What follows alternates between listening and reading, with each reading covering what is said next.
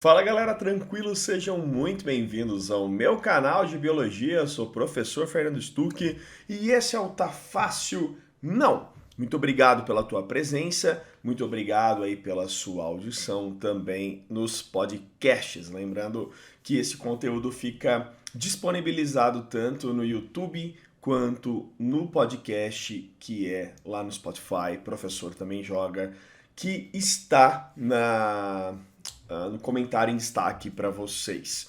Hoje é o terceiro vídeo que estou trazendo a respeito desse assunto, que é um especial sobre a vida e a obra desses seres vivos, chamado vírus, que são seres extremamente complexos e muito importante todos nós aprendermos e entendermos melhor como que funcionam essas estruturas invasoras, né?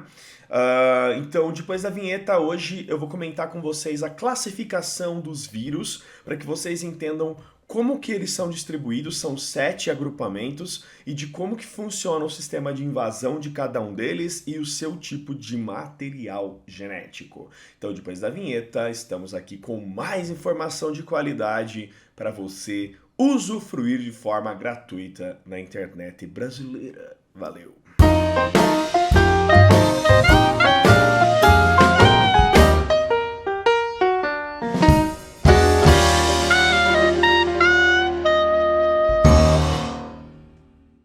O questionamento que eu começo fazendo logo agora no início do meu vídeo é que se os vírus são do mal, se eles são os vilões da história do conto de fadas da vida.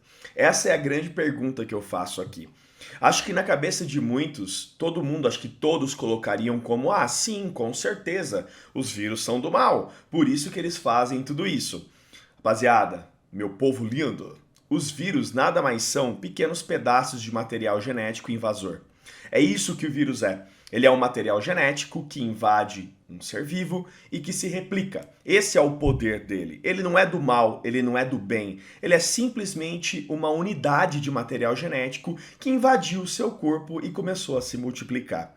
Que fique claro que os vírus não possuem a capacidade de se alimentar sozinho, eles não possuem locomoção sozinho, eles não possuem metabolismo, eles não possuem células, maquinários celulares. Portanto, nós não conseguimos aqui, nós como biólogos, né, colocar o vírus como realmente um ser vivo. Existem duas teorias, onde o vírus é um ser vivo porque ele possui material genético, mas praticamente todos os biólogos, livros e artigos colocam o vírus como um não ser vivo, e sim um fragmento de material genético com alto poder invasivo.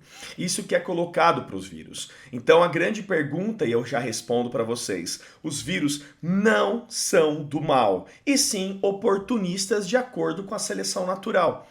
Aqueles que tiveram a capacidade de alta replicação e invasão ficaram até hoje. E existem mais de 5.000 tipos de vírus hoje, tá, pessoal? Existem mais de 5.000 vírus conhecidos aí entre. A gente não sabe se ainda existe grandes parentescos entre eles e se a origem foi a mesma. No vídeo anterior eu comentei que muitos vírus foram formados através de estudos científicos por bactérias que regrediram. Outros vírus podem ser construídos e produzidos por materiais genéticos que ficaram soltos no meio do oceano primitivo, também lá atrás há bilhões de anos. Porque as bactérias elas possuem uma capacidade reprodutiva muito grande, né, que é a conjugação, e durante a conjugação, que é a transferência de material genético de uma para outra, esses materiais genéticos se encapsularam e viraram vírus. Até mesmo, pessoal, entre células eucariotas existem os transponsons, né, que são materiais genéticos móveis que podem ter acontecido a formação também de novos vírus. Então isso tudo são estudos. Nós não sabemos se realmente os vírus foram produzidos dessa forma e se eles existem parentescos entre todos eles. Então, que fique claro isso para vocês. O vírus, ao contrário de nós ou de qualquer outro ser vivo da Terra, não é necessário que ele tenha DNA. Ele pode ter como material genético o RNA também, Tá? Existem vírus de RNA e existem vírus de DNA. E hoje eu vou mostrar numa imagem os 7 tipos de vírus que existem de acordo com o seu material genético e o seu estilo de invasão. Mas eu quero já ensinar para vocês algo bem interessante e bem legal. Pela seleção natural, o material genético que foi mais apto a ficar em células foi o DNA, porque ele possui uma maior resistência e uma maior complexidade, e dessa forma ele poderia, através da transcrição, produzir o RNA para a síntese proteica. Portanto, o RNA seria um burro de carga, é isso, tá? É isso que eu quero que vocês entendam. O RNA é um burro de carga de informação. O DNA fabrica o RNA vai para o ribossomo e aí transcreve para você lá, traduz a informação em proteína. Tudo isso eu tô falando nos últimos vídeos. Se você não assistiu os vídeos anteriores, é só clicar no card aqui em cima ou também no final desta aula tem lá os cardzinhos para você poder assistir. Acho que seria interessante você assistir antes o número 1 e o número 2 para que você entenda melhor esse vídeo número 3, tá? Só que alguns vírus de RNA, né, como eu estava comentando, durante a seleção natural mantiveram o seu código genético em RNA, que é um material genético muito frágil. E quando eu digo muito frágil, eu estou dizendo que ele possui uma grande facilidade de alteração. E se ele possui uma grande facilidade de alteração da sua estrutura, portanto, os vírus de RNA possuem um alto poder mutagênico. E é daí que vem o grande problema dos vírus de RNA. A maior parte das grandes doenças virais que nós temos são vírus de RNA, porque eles possuem um material genético frágil e que possui uma alta facilidade de mutações. Isso é bom e ruim para ele. Ruim porque essas mutações podem fazer com que ele deixe de existir e que a seleção natural elimine ele, como o próprio nome diz, naturalmente. Só que, porém, se ele possui fragilidade, ele também tem alta facilidade de mutação e que isso pode ser um bom fator, fazendo com que ele desenvolva novas capacidades, novas alterações. E é por isso que nós, todos os anos, tomamos vacina da gripe, porque a gripe, que é o vírus influenza, é um vírus de RNA e ele tem uma alta mutação e todos os anos essas mutações decifram para você novas doenças. E aí você tem que tomar novos reforços de vacina, entenderam? Então os vírus de RNA são altamente mutagênicos, simplesmente porque por seleção natural, o material genético deles é frágil.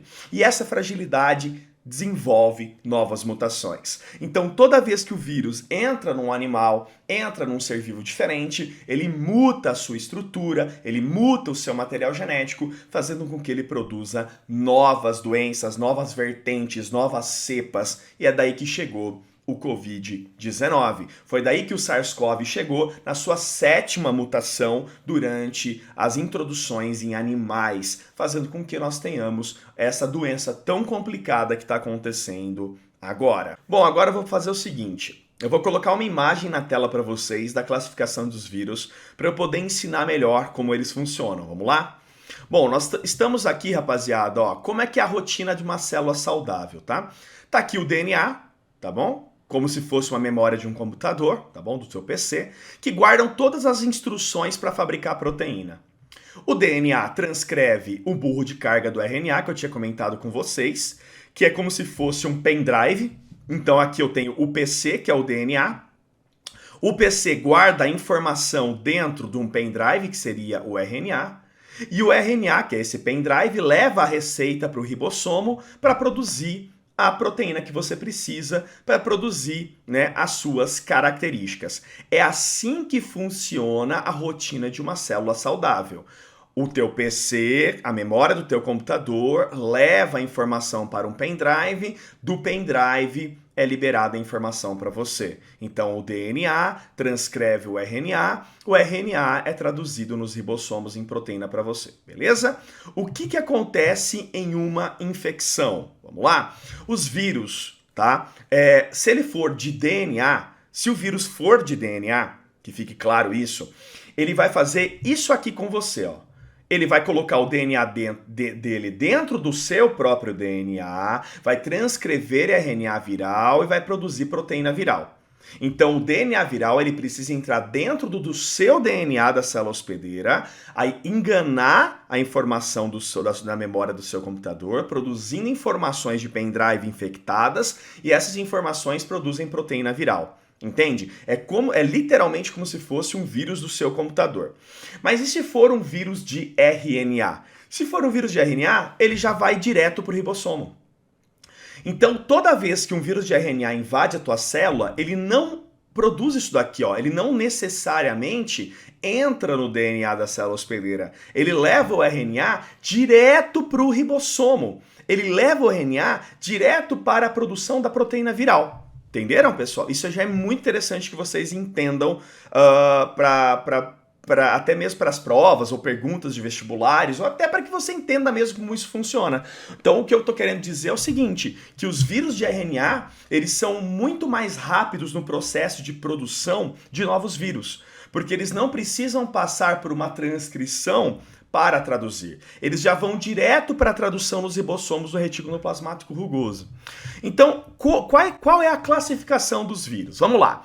Nós temos o tipo 1, tá? Esse é um dos mais tradicionais, que é o DNA de fita dupla, assim como nós temos aí que possuem fita dupla, tá? Então eles guardam o genoma em DNA de fita dupla, eles precisam aí primeiramente montar o RNA mensageiro para depois o ribossomo produzir a proteína, tá? Como, por exemplo, os bacteriófagos, vírus da herpes, né? Como eu tinha até comentado com vocês, né? Existe um vírus da herpes vírus, que é o citomegalovírus, que é de DNA e RNA, tá? Beleza. Tem o tipo 2, como vocês podem ver aqui, que é o DNA de fita única. Alguns vírus usam essa fita simples, né?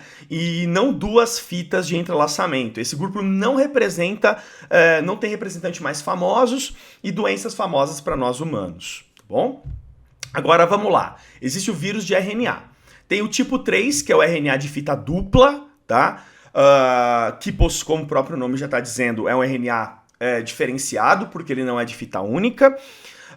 Esse vírus salva o seu genoma em RNA em vez de DNA, mas a fita é duplicada para reforçar a estrutura, já que o RNA é frágil. Olha que interessante. Então, esse tipo de vírus, ele é de RNA de fita dupla para poder proteger melhor a fita que seria simples de RNA. Como RNA é um material genético que possui uma alta fragilidade, é por isso que ele é de fita dupla. Como, por exemplo, o rotavírus, tá, pessoal? Que desenvolvem doenças em oportunistas. Temos aí o tipo 4, que é o RNA de fita única positiva. O genoma do vírus é como um negativo de uma foto que é revelado para gerar o RNA mensageiro. Se o vírus tem uma fita única e ela é positiva, ela precisa ser negativada, tá? Então, nesse caso, pessoal, esse tipo, né, de RNA, que é de fita única, ele é como se fosse uma cópia. Ele é utilizado para a formação de um RNA mensageiro dentro da sua célula. Nesse caso, ele não vai direto para o ribossomo, tá? Ele é como se fosse uma cópia, onde ele entra na célula para a produção de um outro RNA para que você tenha a tradução final. É o caso do coronavírus, por exemplo, né, do nosso querido amiguinho aí, coronavírus, que traz aí as doenças tão complexas como essa que a gente está tendo agora, tá? Temos aí o RNA tipo 5, RNA de fita única negativa, tá? Então, se a fita já é negativa, ela pode ser revelada direto. Nesse caso, pessoal, ela já vai diretamente, tá? Ela não precisa ser invertida como no tipo 4 ou também no tipo 3, tá? Então, ela já vai diretamente para o ribossomo para ser produzida na estrutura. Como ela já é de fita única negativa, tá? A gente está seguindo como se fosse uma metáfora de fotos, né? Então, se a fita já é negativa, ela pode ser revelada direto. Ela não precisa revelar um RNA mensageiro, né, negativo dentro da célula. Ela já é negativa, então ela já vai direto para os ribossomos. É o caso do influenza, da raiva, do ebola. Portanto, esse tipo de vírus, que é vírus de RNA de fita negativa, é uma das piores infecções que existem, porque ele já é traduzido diretamente, tá? Aí nós temos o retrovírus, tá, que tem o tipo 6 e o tipo 7. O retrovírus de RNA, ele usa a transcriptase reversa para produzir DNA na sua invasão, tá? A gente até brinca, né, que seria um DNA alienígena e camuflado aí, tá? Que é o caso do HIV. E o tipo 7, que é o retrovírus de DNA. Olha só, isso aí que é loucura. Os retrovírus mais complicados, muito complicado. Apesar que já serem de DNA, eles geram um RNA que então utiliza para gerar um novo DNA. Olha que loucura. Ele é de DNA, ele muda para RNA na invasão, do RNA vai para um novo DNA e com isso se infiltra na célula, enganando completamente, que é o caso da hepatite B. Beleza, pessoal? Então, olha o quanto que os vírus são complexos. Existem 7 tipos de vírus de acordo com a sua expressão de material genético e invasão. Tá? Vírus de DNA de fita única, vírus de DNA de fita dupla, vírus de RNA de fita única, RNA de fita dupla e 2 agrupamentos de retrovírus. Olha que doideira! E ainda as pessoas acham, né, de uma forma bem assim simplória, que pelos vírus serem estruturas muito pequenas, eles não são complexos. Então eu estou mostrando para vocês em vários vídeos o quanto que os vírus são complexos e o quanto que eles são impiedosos. Mas não porque eles são maus, mas sim porque pela seleção natural eles invadem células e se multiplicam, tá? Então acredito que isso pode te ajudar de alguma maneira.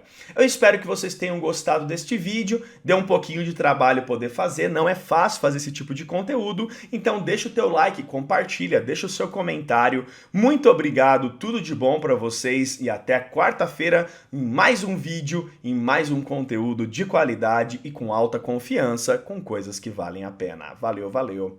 Tchau!